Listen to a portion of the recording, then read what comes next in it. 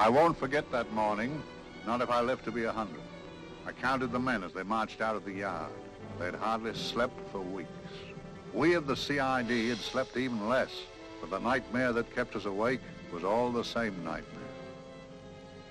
That's why we weren't surprised when the commissioner asked us up to the conference room for a bit of a talk. He'd talked to us plenty, we knew that. It didn't help any to know what was ahead of us.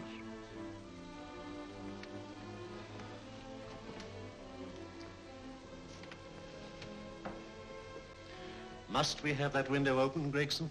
Oh, shut it if you want to. Chief will be in enough of a temper without having a ruddy blast down the back of his neck.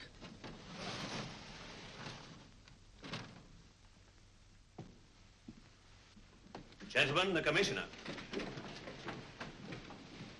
Stuffy in here. Be seated, won't you?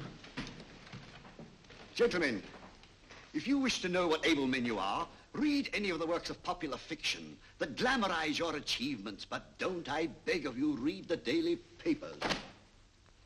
They might give you an inferiority complex. I hate to mention it, but we're confronted with a series of the most atrocious murders since Jack the Ripper. And in the meantime, the CID might as well be playing at shove-hate-me for all the good we've accomplished. Now look. Here, here, and here. Each of these red flags scattered through the city stands for a woman brutally murdered, a woman's terror, a woman's death agony. These are no ordinary crimes. These are the works of a fiend who kills first and mutilates afterwards. A ghoul who hacks off a part of his victim body and carries it away with him, a loathsome souvenir of his butchery. 3 women murdered so far, and you haven't turned in one clue. You haven't given me one lead. Here you sit and wait for news of a 4th victim, with your arms folded.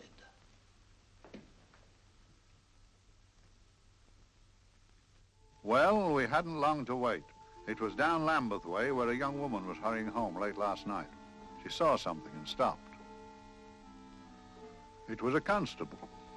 He spoke to her and he walked along with her, just in case. He saw her go down the stairway to the basement lodging where she lived. We can only surmise what happened after that.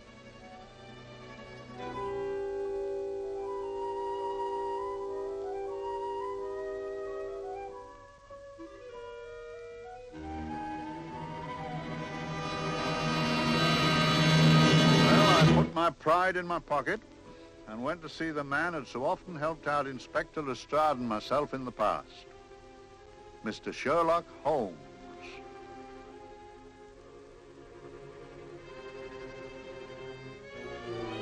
If ever a man needed help, I did.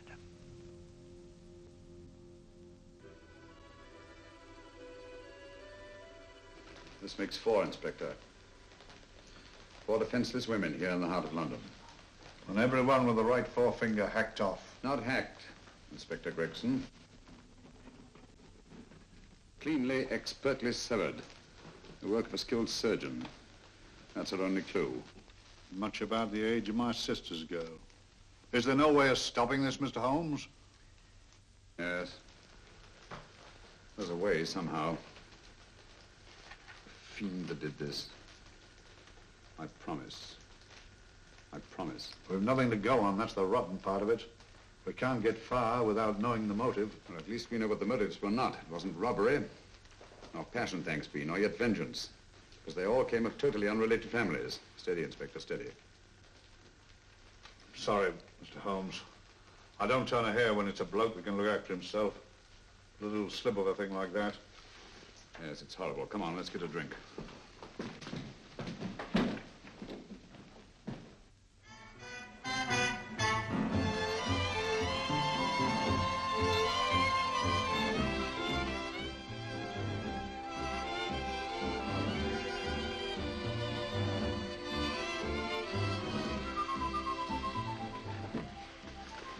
Good evening, Mr. Holmes. Good evening, Vincent. Whiskey and soda, please, and a double for my friend here, Inspector Gregson. Very good, sir. Make mine Irish. Decent of you to give me a hand with this thing, Mr. Holmes.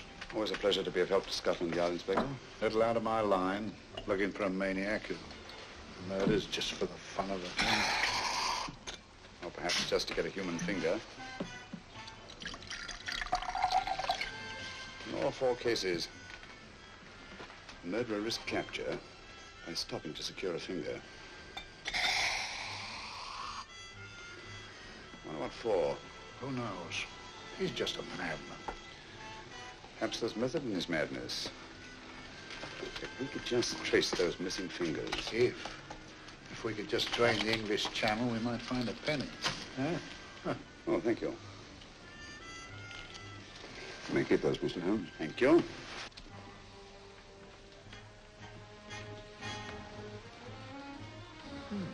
Sir George Fenwick, isn't it? Yes. Is that his daughter with him? Don't be so naive, Inspector. You know everyone, don't you, darling? Well, hardly. A week ago, I didn't know you. A week. How fast it's gone.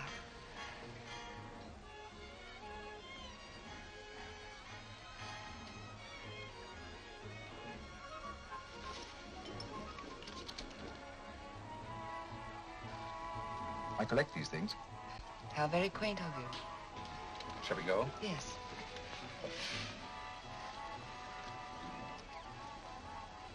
What are you looking at, Mr. Holmes?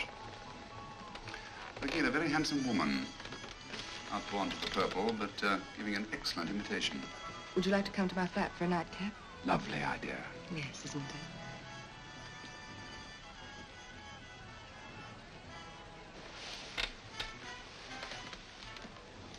Wonder where she's taking Sir George Fenwick. Don't be so naive, Mr. Holmes.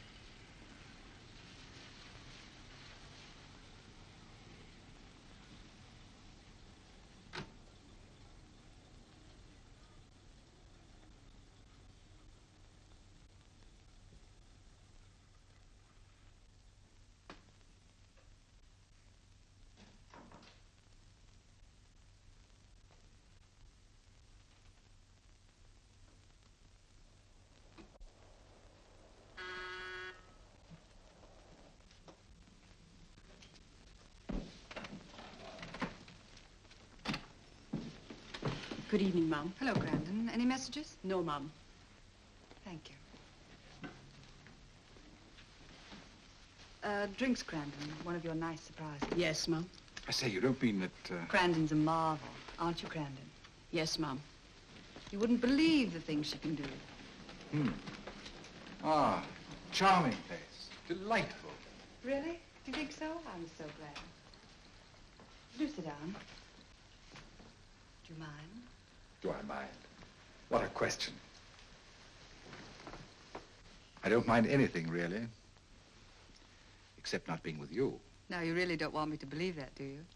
Not too seriously. Good. We're both quite grown up, aren't we? Quite.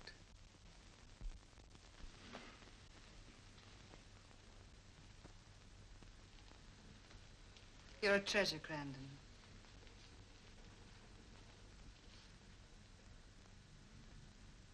And lower the lights a little as you leave.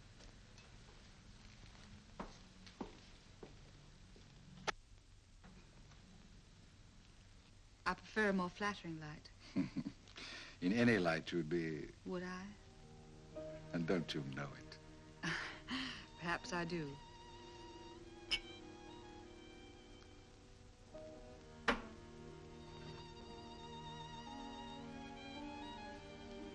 Oh, that priceless woman. You wouldn't believe it, but she's absurdly romantic. She loves dreamy music, and she thinks that we... But we do, don't we? Do we? Well, it's rather soothing, restful. Yes. And we all need rest at times, like tired children who played too long. You've played with wooden soldiers, I suppose. Funny. Hadn't thought of that for years. Toy boats were my special joy. Anything I could set afloat anywhere. Like this. And this. Toy boats sailing into the Never Never Land. The land of beautiful dreams. Look. Look, odd, isn't it, how the light is reflected? Little specks of light that move and move. Like stars on a slowly moving stream. You know, Holmes, I'm very sensitive to atmosphere. No? Yes, I can tell by the feel of this room there's been a murder committed here. It may interest you to know, my dear fellow, it was the other side of that door at the foot of the stairs that the poor girl was murdered. If only I could find it. Find what? The one thing these unfortunate victims have in common that might give us a motive for these murders. There must be something. Another Jack the Ripper, if you ask me, a homicidal maniac. No, Watson. In the case of Jack the Ripper, there was one thing in common. His victims were all from one walk of life, living in the same section of the city. In this case, the murderer chooses his victims from all walks of life and from different sections of the city. No, my dear fellow, this is not the work of a homicidal maniac. It's something infinitely more sinister. Give me the creeps. What on earth are you talking about? Watson, I'm convinced that these murders are only incidental to some larger and more diabolical scheme. That may be, but why the severed fingers? The answer to that question, my dear fellow, is our only hope of solving these mysteries. Dear sister, I am so happy. I had such a lovely holiday at Brighton with you and Alf. And I'm looking forward to being with you again. Poor little thing. Sort of raises a lump in your throat. I can picture her sitting here happily writing this letter. And I'm not bit realizing that she's shortly going to her death. Hello? Gregson. Oh, there you are, Mr. Holmes. I've been looking for you everywhere. What's happened? Murder in Edgware Road, not half an hour ago. Woman? Yes, and the right forefinger cut off clean.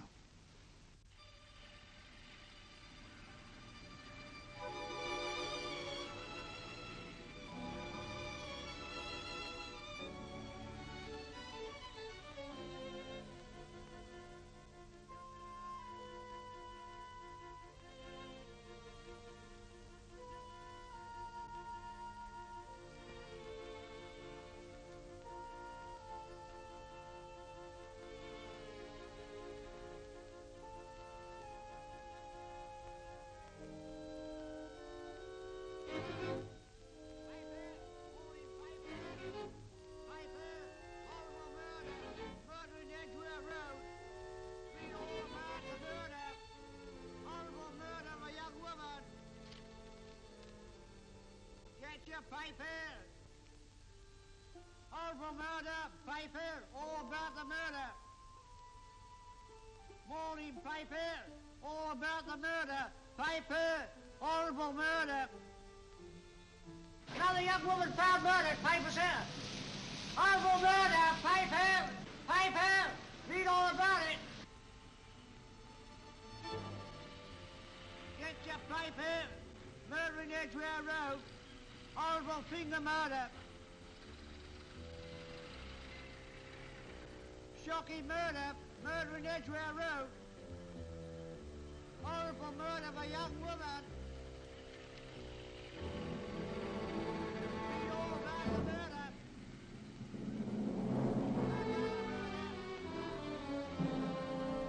Only fancy, Mum. There's been another of those horrible murders. Dear, dear, how shocking. Yes, Mum. I really don't feel quite safe here myself. Oh, dear.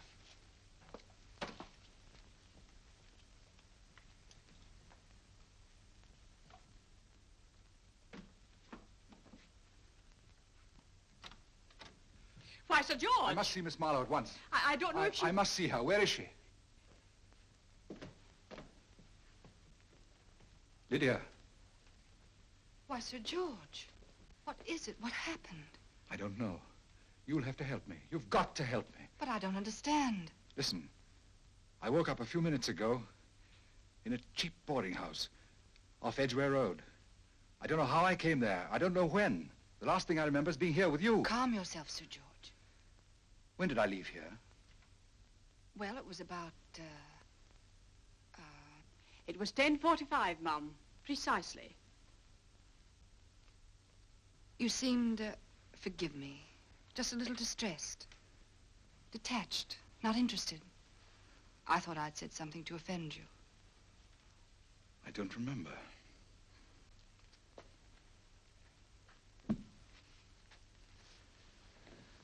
I can't remember. Tell me, has this happened to you before? Before? Well, there is such a thing as amnesia, you know. If it was 10:45 when I left you, it was 9 this morning when I woke. Over 10 hours lost. 10 hours that I can't account for. And in my pocket when I woke, I found... Here, in my pocket. That isn't... Oh, it's not for you, of course. It can't be. Excuse me, Mum, but there's a man asking to see the gentleman. Send him away. Yes, Mum. No, please. I'll see him.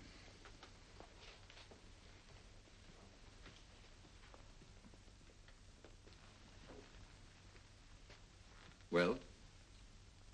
Delightful room. Not much like the place you woke up in this morning. You followed me here? Yes. Are you a detective? Oh, no. Quite the contrary. Don't be afraid, Sir George. You know my name? Oh, yes. A very old and highly honored name.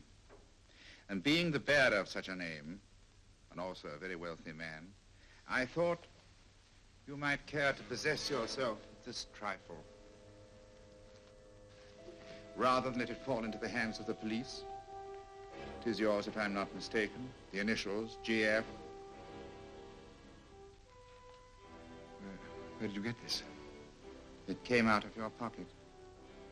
I saw it fall, but you never noticed.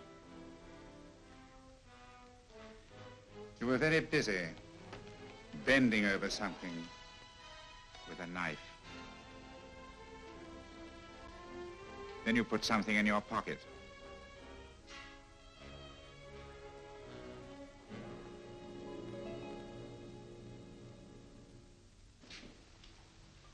Come along, Holmes, come along, come along. How many more times must I tell you? You're missing a treat. This is delicious. Little jam tarts to follow. Aren't you tempted? You and your flesh pots. They tell me that fish is good for the brains. Brains, I haven't any. You realize that a whole day and a night have gone by since that bestial affair in Edgware Road? I'm as much in the dark as ever.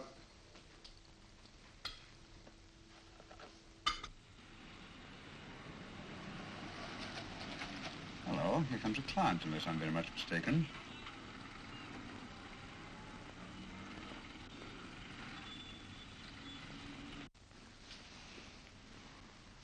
Well, attractive. Very attractive.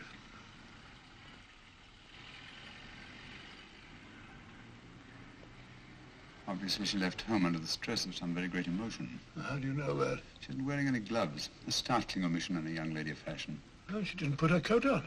Open car, too.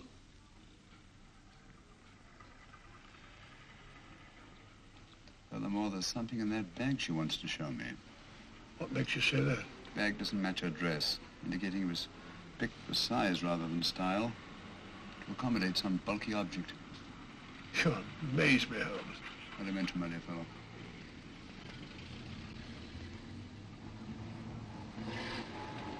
Well, that's interesting. What is? A cab, turning at the empty house.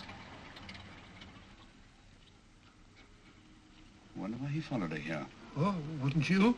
Quite possibly with glasses.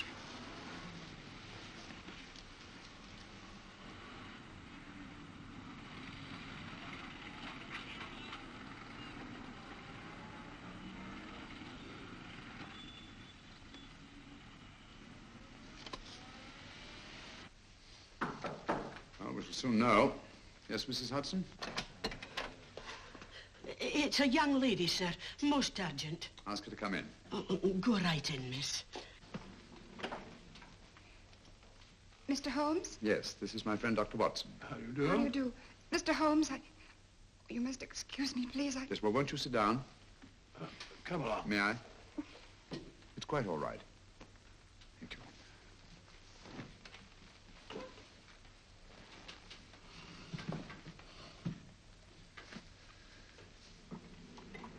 Now try to control yourself, Miss Fenwick. You're with friends. You know my name? No magic, I assure you. I've often seen your picture. You're the daughter of Sir George Fenwick, aren't you? Yes. It's about my father that I... What about your father, Miss Fenwick? Oh, I don't know what to do. He's always been the nicest, dearest person. Only since Mother died. Yes, we do. We know. So I didn't think anything of it when he was away all night before last. But he didn't come home until yesterday at tea time. Didn't come in for dinner at all. Just paced up and down in the library hour after hour. I begged him to let me in, but he wouldn't. Steady, steady. Now take your time. I couldn't sleep a wink last night. Then I started hearing things. Hearing things? What sort of things? I heard someone in the garden underneath my window. Then I saw a figure moving down the garden path. And I recognized my father.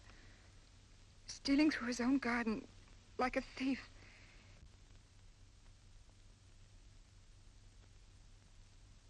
He had a spade in his hand, and he stopped by the greenhouse where he started to dig. This morning, at daybreak, I stole out into the garden and found this.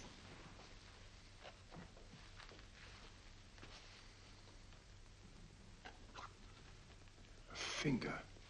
A human finger. Bring up Scotland Yard, will you, Watson? Ask them to get hold of Inspector Gregson and tell him to meet us at once at George Fenwick's house, Kingston. Operator, get me Scotland Yard quick. Where's my father, Norris? He's still in the library, miss. Thank you. We'll see him right away. Will you come with me, please? Thank you. I got your message, Mr. Holmes. Yes, indeed. Dad, may I come in? Dad. It's funny. He doesn't answer. Do you mind? Please do. Thank you. Watson, quick. Oh, Come along, no, my dear. no. Take charge, Miss Fenwick, please. Sorry, sir. No, miss, please. Please come along with me.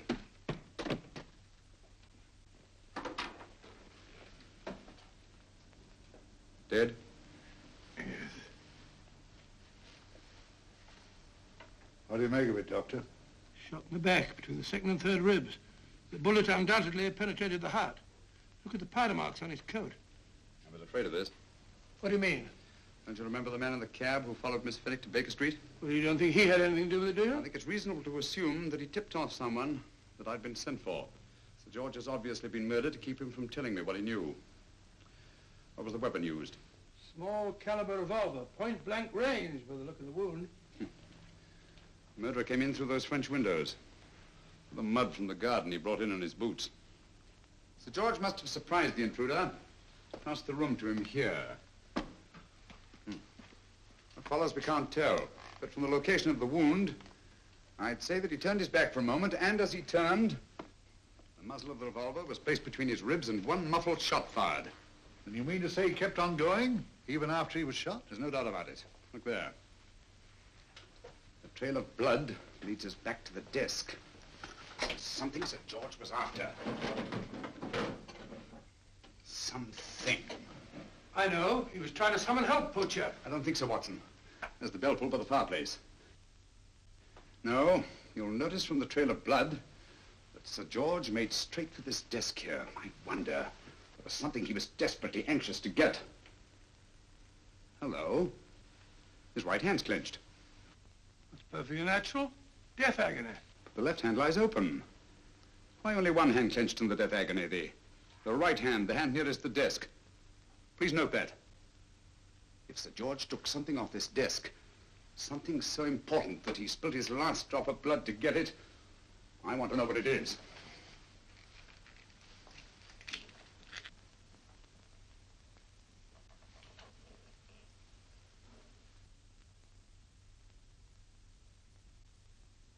It's nothing but an ordinary match folder. Where does that lead us? I imagine to something very important, Gregson. This match folder's from Pembroke House. Why shouldn't it be? He was there, you know. We saw him yesterday. Yes, but the effort he made after he was shot to get hold of this match folder. It's just possible he wanted someone to remember Pembroke House. He may have wished to recall it to someone who saw him there. Someone who, like ourselves, saw him with a woman.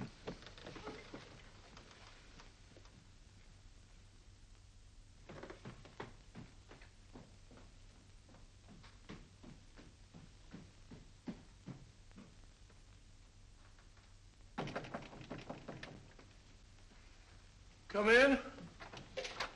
Oh, Dr. Watson, this came by hand for Mr. Holmes not 10 minutes ago. Thank you, Mrs. Hudson. That would be the report from Mr. George's bank. Report from Sir George. Oh, really? Don't you remember his daughter told us that he'd just closed his account? Had it looked into at once.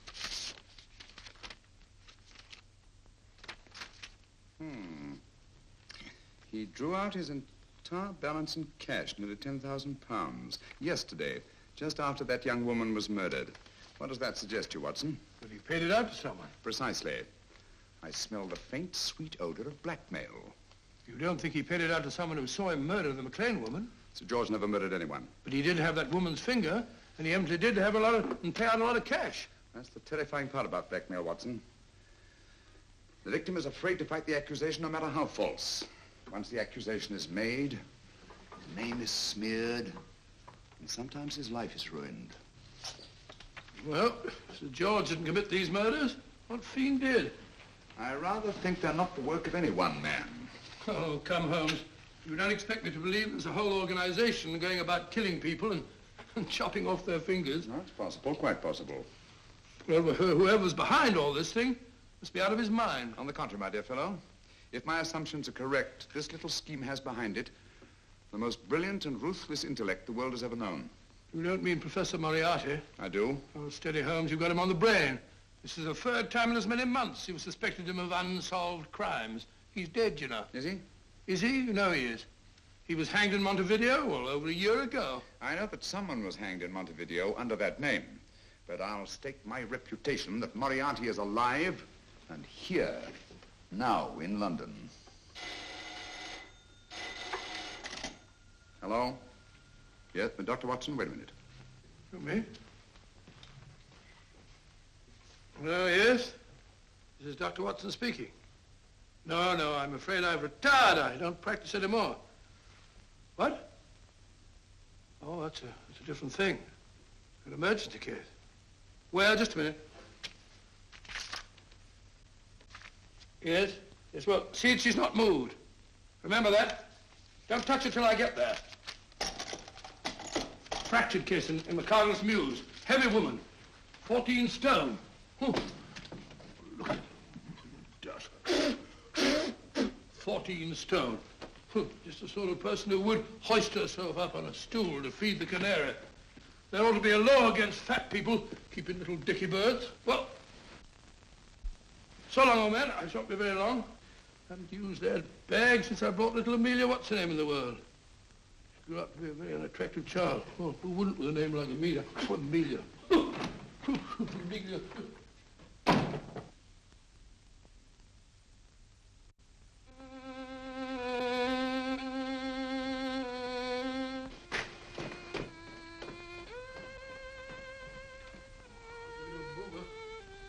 People so stupid about accidents.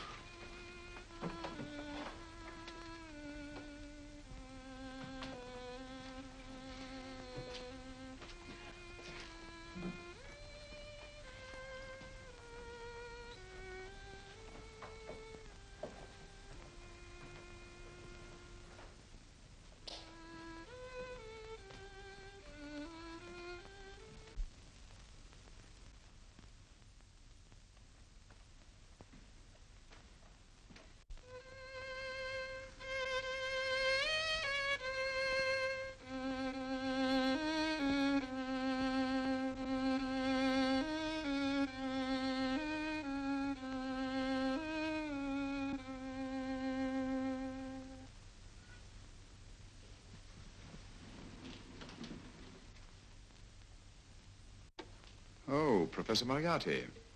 Not that I wish to appear inquisitive, but to what am I indebted for the pleasure of this visit? Scotland Yard will be interested. It's very convenient for me to have Scotland Yard think that I'm still dead in Montevideo. I never dreamed of fooling you. Thank you. The thought occurs to me, Mr. Holmes, that there are some advantages in living within the law. You're very comfortably fixed here, aren't you? As I get on in life, the little comforts appeal to me more and more. Oh, I beg your pardon. Won't you sit down? Thank you.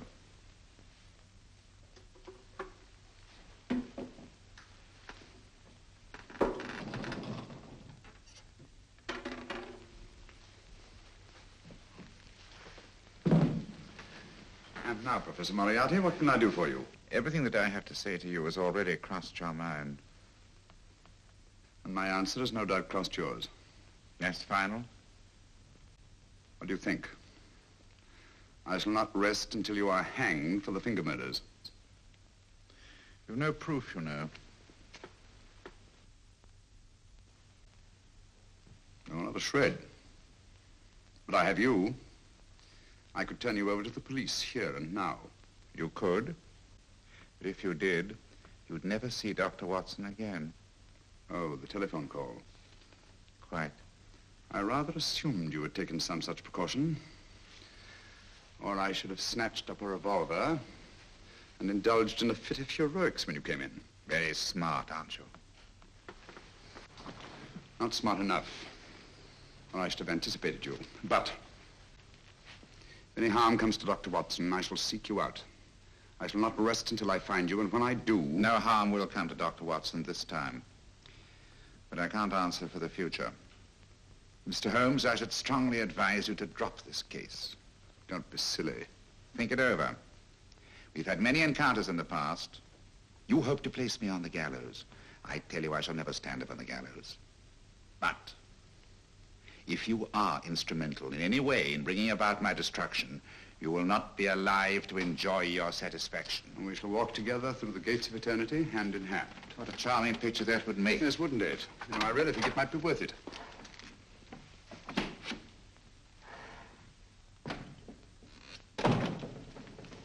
Shoelaces, Governor? Tuppence a pair. And strong enough to hang yourself. How many more times must I tell you I don't want your filthy shoelaces or your company? Shoelaces, Governor? Blasted impertinence. Run along, my good man, or I'll give you in charge. Shoelaces, Governor? Shoelaces, Governor? Help a poor bloke.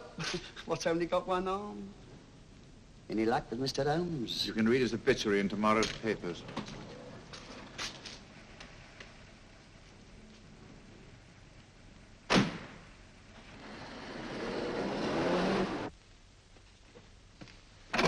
Oh, there you are, Watson. Come in.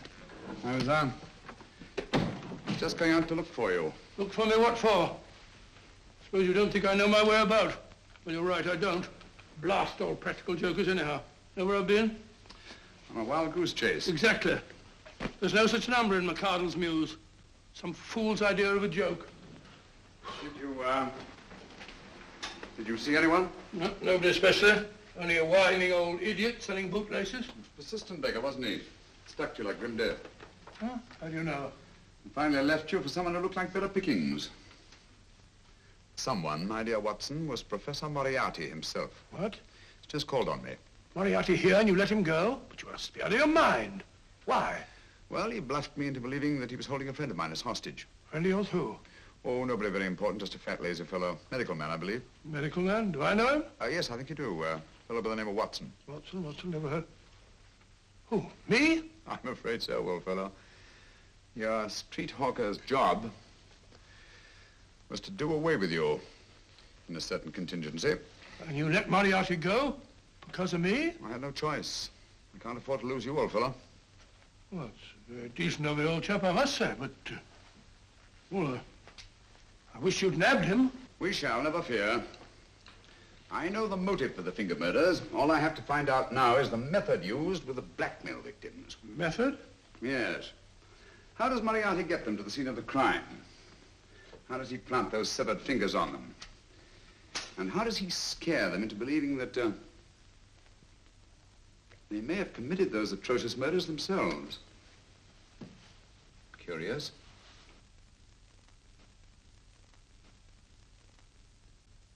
Very curious. Huh? Curious? What's curious? That window in the empty house across the street. First floor front. Huh? What's wrong with it? It's open. Why shouldn't it be open? Well, it wasn't open half an hour ago. I'll stake my life on that. Well, it's not our business. Let it stay open. I wonder if you'd go over, old fellow, and see what's the matter. Oh, trespassing. It's against the law. Very well, I'll go myself. Oh, well, if you're going to put it like that, ridiculous waste of time. Going about shutting windows at this hour of the night. Yeah, you better take this torch. Well, take what? Dignified job for a doctor. Dr. Watson, the torchbearer. And what do you propose to do? Sit in a comfortable chair, I suppose, and read a good book? That's a very good idea. Yes, very good idea. While I play night watchman, you have a nice read. Mm-hmm. Good night. Have a good time. Have a good time. What do you mean, have a good time?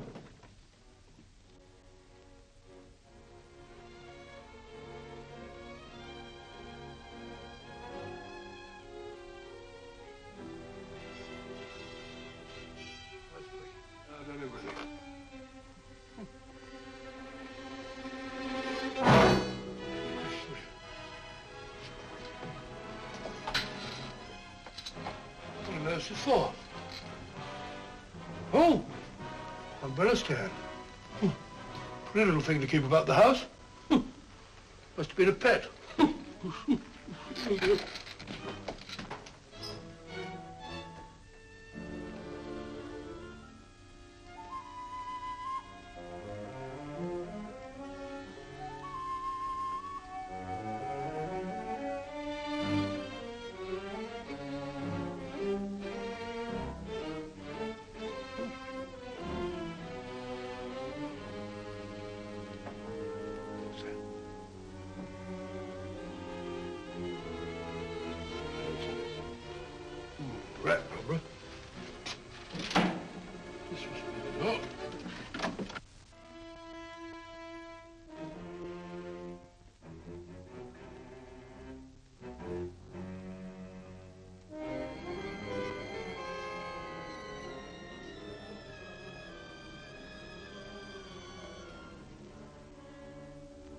He sits comfortably reading a book.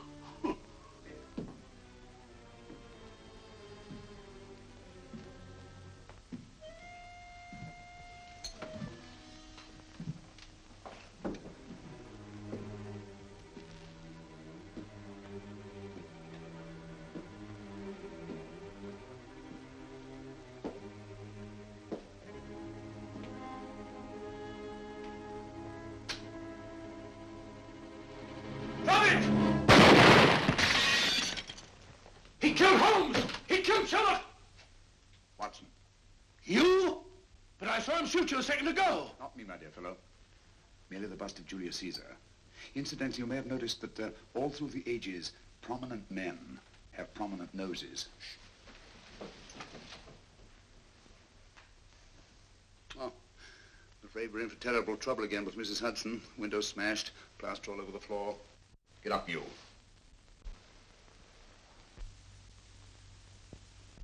Corporal Williams, Middlesex Regiment. Discharged from the army as physically unfit. Papers seem in order.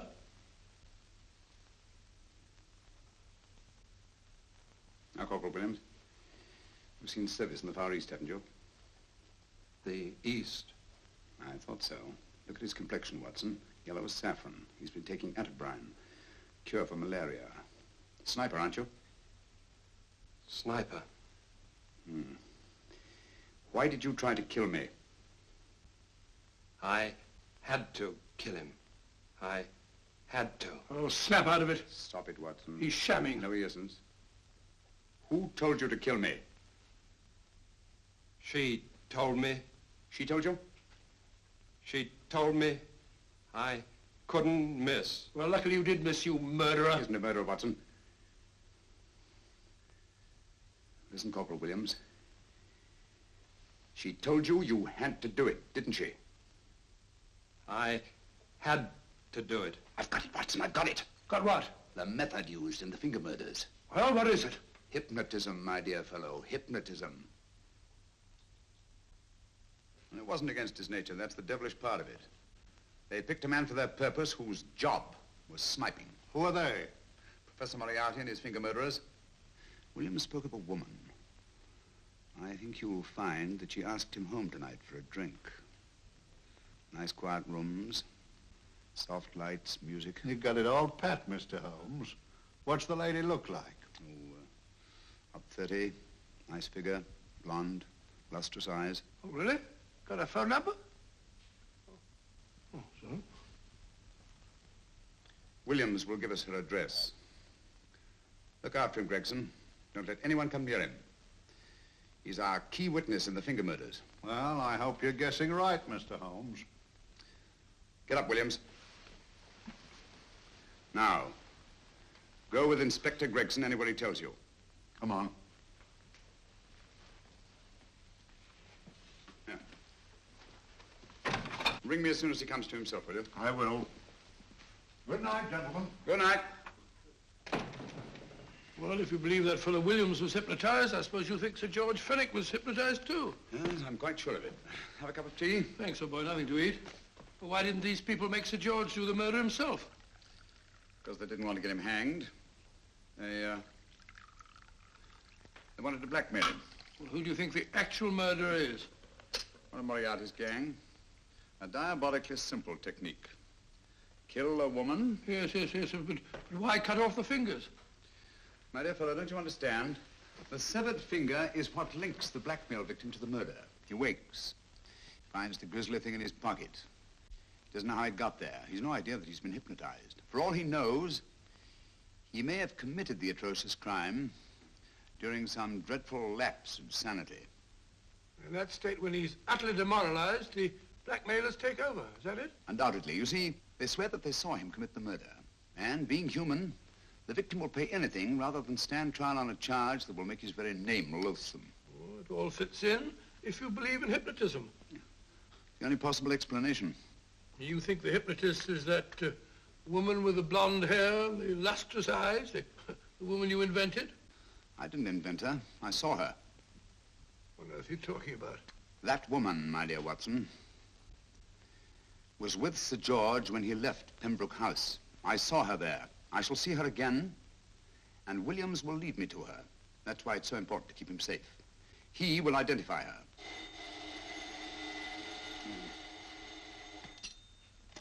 Hello? Yes? Inspector Gregson? What? Well, get every constable in the district. Yes, I'll be over at once. What's happened, Holmes? Williams is missing. Great Scott! Come on.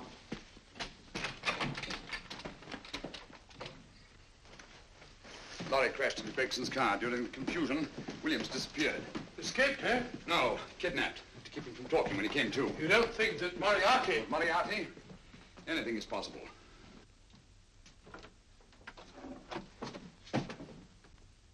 Williams! Dead. You see, anything is possible.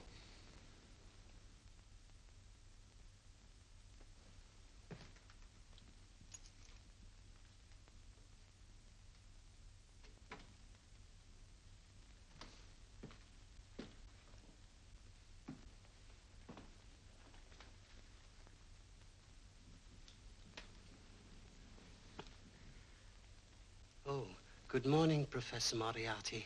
You startled me. I'm dressing another dolly, a dear little nurse. Is there anything wrong with your finger? Just a splinter. Nasty thing, splinters. Most trying. One can't be too careful, but I'll get it out for you. I have the very instrument to help you. Sharp enough to split a hair. Put those tools away until they're needed. But they're not tools, sir. They're instruments. Put them away. Is Lydia in? Yes. But really, you should let me... Get dressed. Holmes and Watson just left Baker Street for the Mesmer Club. Mesmer Club? The meeting place of all the top hypnotists in London. Do you suppose that Mr. Holmes is onto our method? If he suspects, it's merely a suspicion. It's our business to see that it ends there. I hope you're right. Williams passed away before he could talk, remember? What do you want me to do? Go to the Mesmer Club, meet Holmes, and induce him to come back here. Isn't that a bit dangerous? Every meeting with Sherlock Holmes is potentially dangerous. However, you say he didn't see your face at Pembroke House. And how would you suggest I get Mr. Holmes to accompany me here? Kidnap him? Oh, no. Holmes has one weakness, his insatiable curiosity. If you can arouse that, you can lead him anywhere.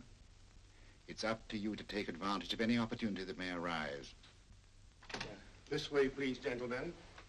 I'll tell Dr. Onslow that you're here. Thank you. This is the Mesmer Club. If you ask me, hypnotism is a lot of mumbo-jumbo. Oh, come now, Watson. As a medical man, you must admit that hypnotism has its place in modern science. That may be, but 90% of hypnotists are crooks of the worst kind. Nothing more than a lot of charlatans exploiting weak-willed morons. Ah, Dr. Onslow, I believe. Happy to meet you, Mr. Holmes. Your brother Mycroft suggested I might be of help to you. He's a valued member of our little group of charlatans and crooks. Oh, beg your pardon, sir. I didn't know you were listening. Behind the curtain. My friend, Dr. Watson. Oh, delighted. How do you do? I wonder now. You see, we're in the midst of a little experimental session at this very moment. If you'd care to join us. Oh, certainly, certainly. That'd be very instructive. Oh, well, will you follow me? Thank you. Why should I know somebody behind the blasted curtain? In treating his patients. But today, the therapeutic value of hypnotism, as we now call it, is conceded by innumerable physicians. Especially is it of value in surgical cases where the administration of local or of general anesthetic is inadvisable. Inadvisable poppycock. Oh, sorry. For the sake of latecomers, I may say that I have placed this subject under profound hypnosis. In this condition, he can feel no pain, even under applications which normally would be excruciating. Excruciating? You excuse me, please. Carter, you are having a peaceful sleep. You feel nothing. Your arms and your hands are without sensation. Mowbray, the long needle.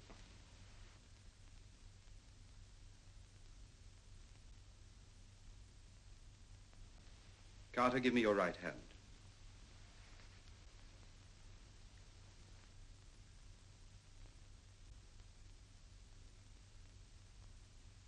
As you observe, the needle has been thrust completely through the subject's hand.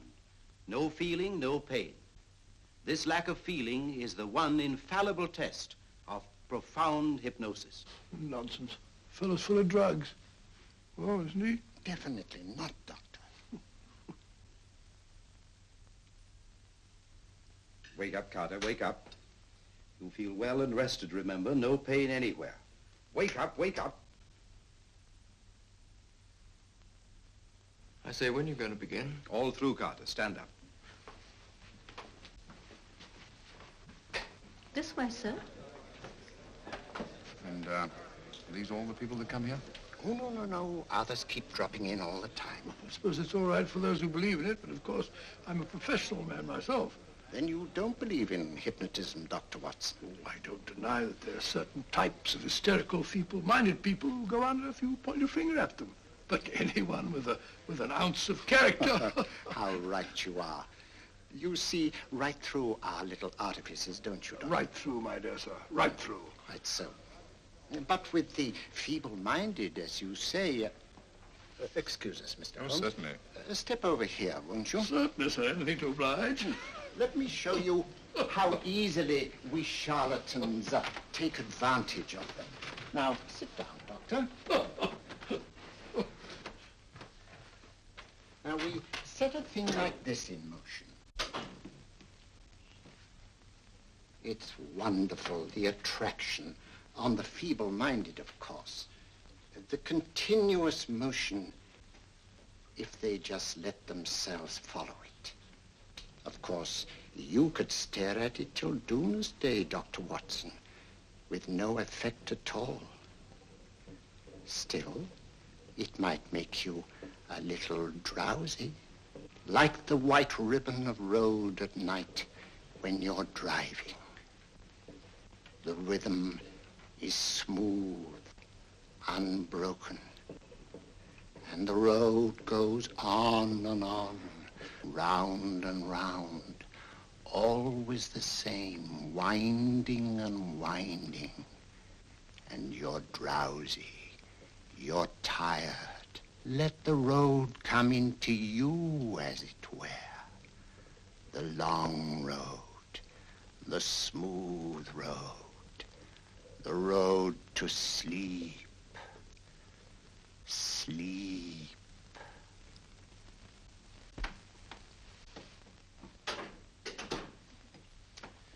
Open your eyes. Stand up. Turn around. And now, Dr. Watson, you're on a holiday in Scotland. The country is amazingly beautiful. We're coming to a stream. It isn't deep. Better take your shoes and socks off.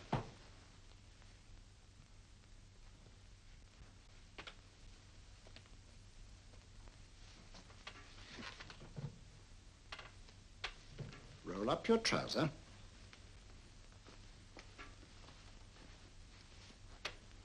That will do. The other leg is waterproof. Turn around. Mind the pedals.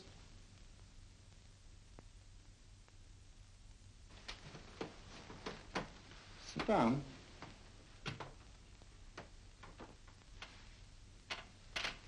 Wake up now.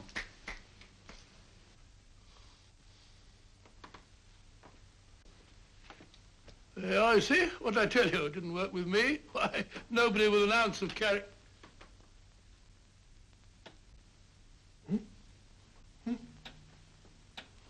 I think you'll need these.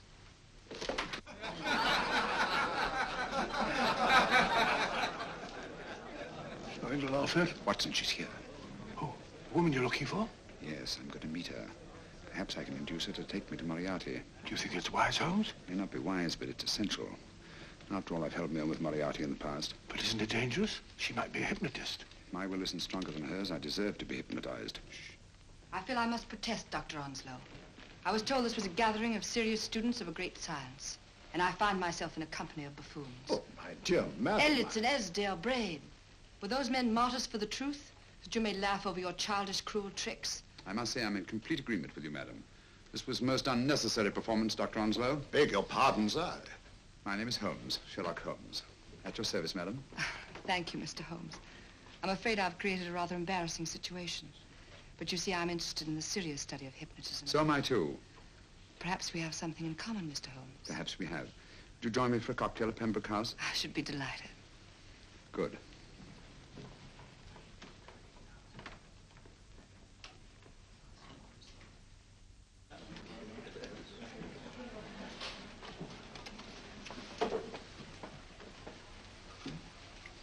Thank you. I didn't know there was such a pleasant place in London. It was so nice of you to suggest our coming here. I thought a little pick-me-up would do us good. You mean you thought I looked... I like the way you look. Thank you. I suppose I did lose my head a little at the Mesmer Club. But you see, hypnotism is almost a religion with me. I know so well what it can do to help, heal. And I can't bear to see it used for trivial purposes. I know very little about it. That's why I went to the Mesmer Club. You see, I'm rather puzzled just now with the case that I'm working on. How fascinating. Tell me about it. It's the murder of Sir George Fenwick. Fenwick? Who's he? Quite a well-known figure. Odd now I come to think of it. Last time I saw Sir George was here at Pembroke House. Strange. Yes, isn't it? He was sitting, I believe he was sitting at this very table. Cigarette?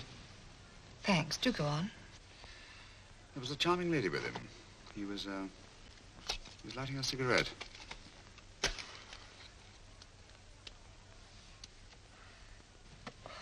Charming. Did you see her face? No worse like. Merely her back. How unenterprising of you. Yes, wasn't it? Afraid I'm getting a little older. I shouldn't say so. That's nice of you. Still, the first time in my life, I've got hold of a case that's beyond me. I'm actually losing sleep over it. You know, Mr. Holmes, I believe I could help you.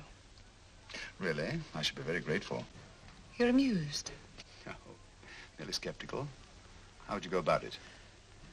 I've used hypnotism more than once in healing. Not for profit. I'm not a professional. But I do think I could help you. If you care to... I can't think of a pleasanter experience.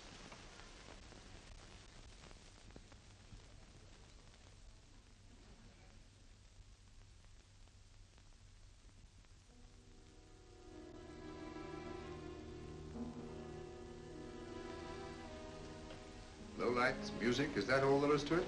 You must relax, Mr. Holmes. I'm afraid you're a rather difficult subject. So I thought perhaps a little help. Materia medica might be advisable. Drugs?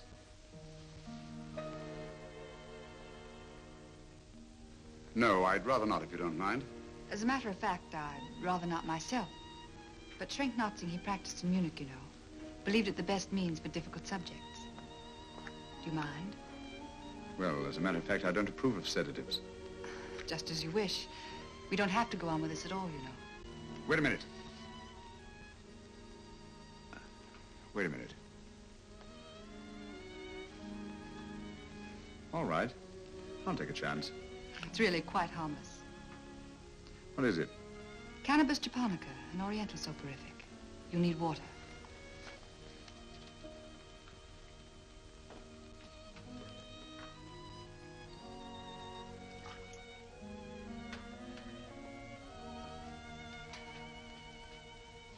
Thank you.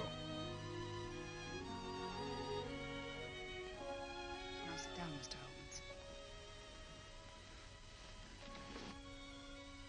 Holmes. You'll feel yourself growing drowsy. Don't fight it. Give in to it. Because you do want to sleep, you know. Just fix your eyes on this one white flower floating on the water.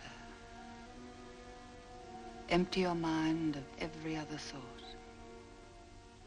Follow the motion of the water. So smooth, not a ripple. Waters of forgetfulness. Steady, deep, strong. Strange, isn't it?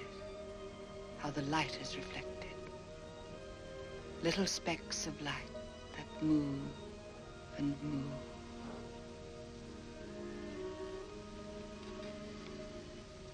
It's restful here. It's peaceful. It's friendly. And you're very close to finding what you're looking for. You'll find them soon now. The guilty ones. When you're rested, gentle waters closing over you. Steady, deep, strong. Drawing you down, down, down.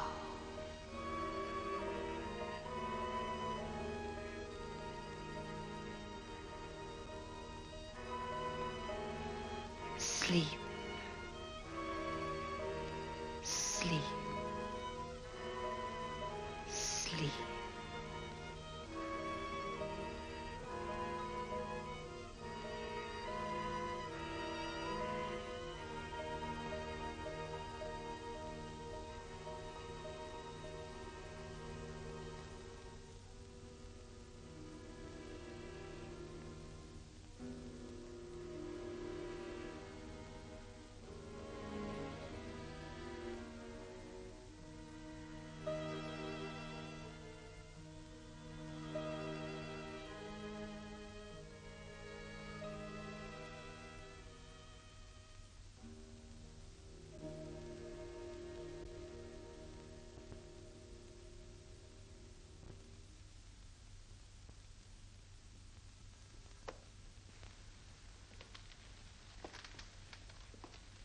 Here he is, Professor Moriarty.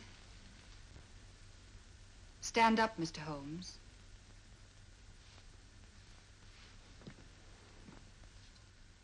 Open your eyes. Face this way. Are you satisfied? We are dealing with a clever man. He may be shamming. There's just one infallible test for profound hypnosis. You ready, Dr. Simnel?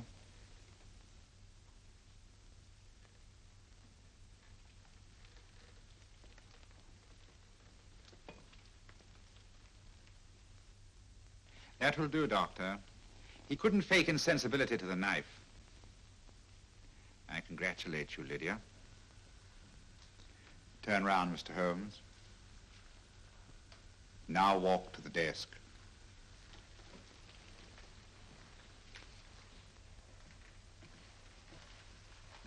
Sit down. Take that pen and write what I tell you to write. I have at last found a case which I cannot solve.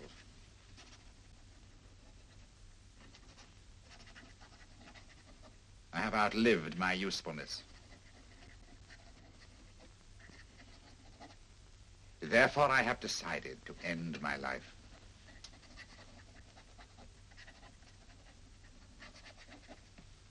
Sign your name. Now blot it.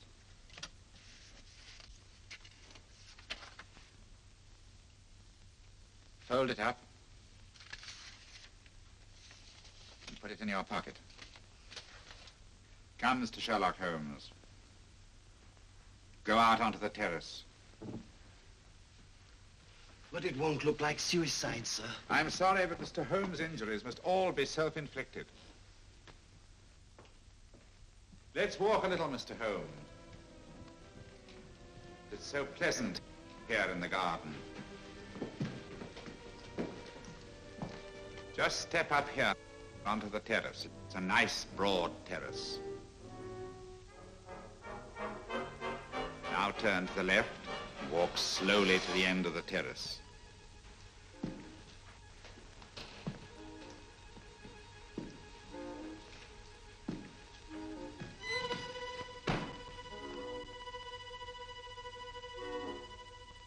Don't stop. You must walk to the end, you know.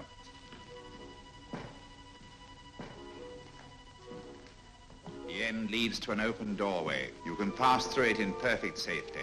In the room beyond the doorway, you'll find what you've been looking for. Must you drag this on? This is the moment I've been anticipating for a long time, my dear. Go on, Mr. Holmes.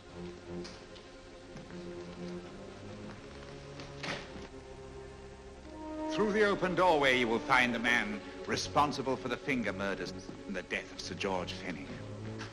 Professor Moriarty. Holmes! Stand still.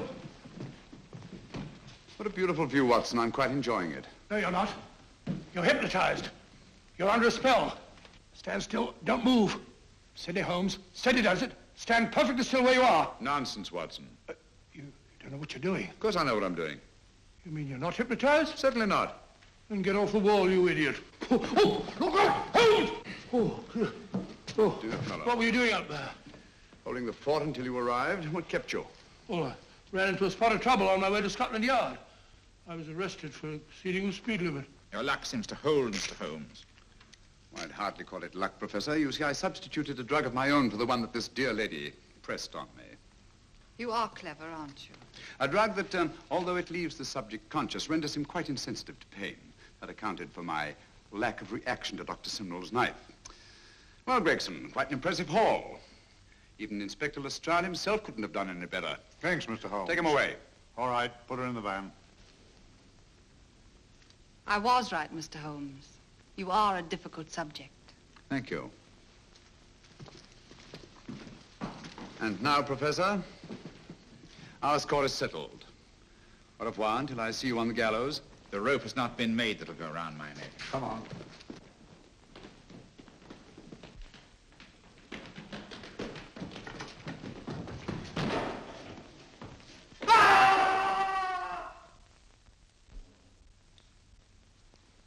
take care of things, Mr. Holmes. Thank you, Inspector. Come on. An evil man, Holmes, but what a horrible death. Better than he deserved. What are you thinking of?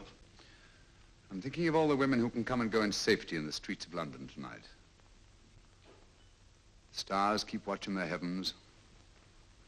And in our own little way, we too, old friend, are privileged to watch over our city.